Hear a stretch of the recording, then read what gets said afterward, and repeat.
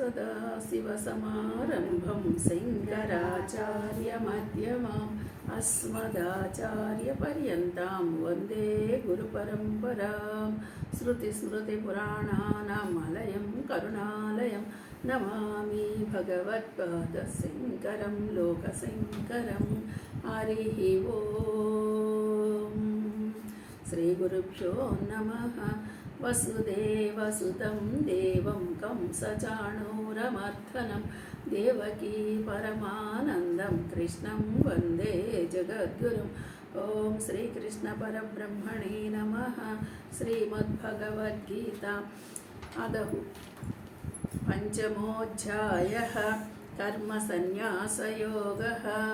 5వ అధ్యాయము కర్మ సన్యాస యోగము 8వ శ్లోకం. మనం క్రితటి క్లాస్లో 7వ శ్లోకం వరకు చెప్పుకున్నాం. ఈరోజు 8వ శ్లోకాన్ని చెప్పుకున్నాం.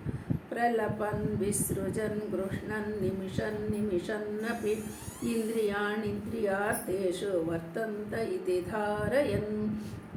ఇక్కడ 7, 8, 9 ఈ శ్లోకాలు 3 కూడాను ఒకటే విషయాన్ని మనకి చెప్తూ ఉన్నాయి.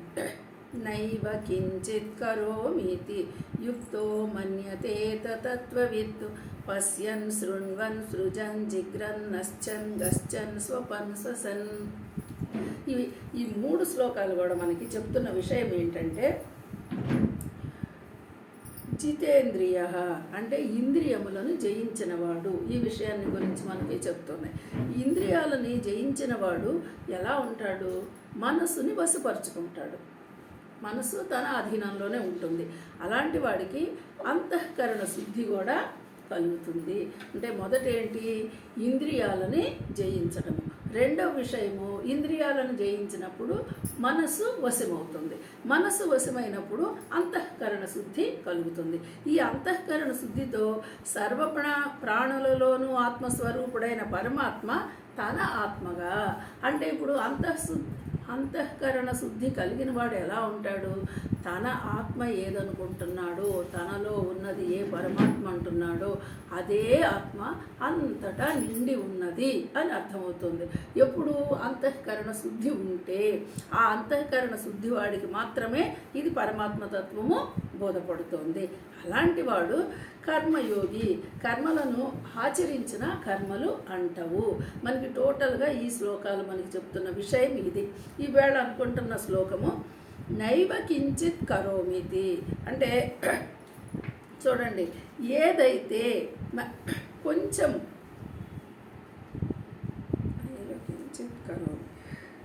అలాగే యుక్తో మన్యతే తత్వవిత్. ఈ విధంగా తత్వజ్ఞానుడైన సాంఖ్యయోగి ఎలా ఉంటాడు? కొంచెము కూడా తను చలించడు, నిశ్చలంగా ఉండగలుగుతాడు. అలా ఉన్న యోగి ఏదైనా చూస్తున్నా సరే, వింటున్నా సరే, ఆగ్రాణించుతున్నా సరే, భుజించుతున్నా సరే, నడుస్తున్నా, నిద్రించుతున్నా, శ్వాసక్రియలు నడుపుతూ, భాషించుతూ అన్నిటినీ గ్రహిస్తాడు, త్యజిస్తాడు. అంటే తీసుకుంటున్నాడు, వదిలిపెడుతున్నాడు.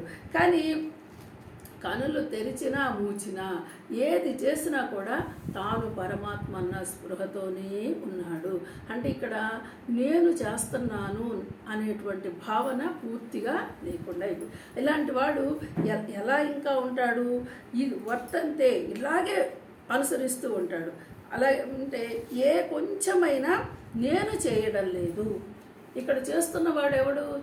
ఏ కొంచెమో నేను చేయటంలా, చేస్తున్నవాడు పరమాత్మే అన్న భావనతో. అలాంటి వాళ్ళకి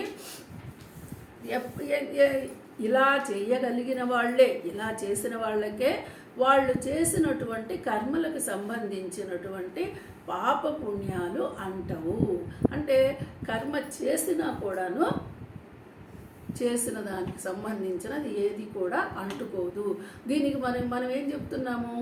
ఏదైనా మనం ఒక కర్మ అంటే ఒక పని చేస్తున్నాము అంటే ఆ పనికి సంబంధించినటువంటి ఫలితము నాకు కావాలి అనేటువంటి భావన ప్రతి ఒక్కళ్ళకి ఉంటుంది. ఇక్కడ ఫలితము దుఃఖమైనా కావచ్చు, సుఖమైనా కావచ్చు. కానీ ఇక్కడ ఫలితం గురించి ఆలోచించట్లా. ఈ విధంగా తెలుసుకున్న వ్యక్తి ఎలా ఉంటాడంటే తాను ఏ పని చేస్తున్నా సరే ఇది పరమాత్మే, మరి అలాంటప్పుడు పరమాత్మే అని భావన ఉన్నప్పుడు అది పరమాత్మకే చెందుతుందా, తనకి చెందుతుందా? పరమాత్మకే చెందుతుంది. పరమాత్మకి చెందినప్పుడు పరమాత్మకి ఏమన్నా లాభ నష్టాలతో కానీ, తర్వాత కష్ట సుఖాలతో కానీ పరమాత్మకు సంబంధం ఉందా? లేదు. మరి అదేవిధంగా నాకు కూడా వీటితో సంబంధం లేదు అనేటువంటి భావనలో ఉంటున్నాడు. అలా ఉన్నాడు కాబట్టే అతనికి ఈ కర్మలకు సంబంధించినటువంటి పాపపుణ్యాలు సుఖ దుఃఖాలు అంటవే అంటున్నాడు. పాపపుణ్యాలు అంటవేమో అది మరి మనకు అర్థమవుతుందేమో కానీ ఇంకా నేను సుఖ దుఃఖాలను వదలలేదే అనుకుంటున్నాడు కదా.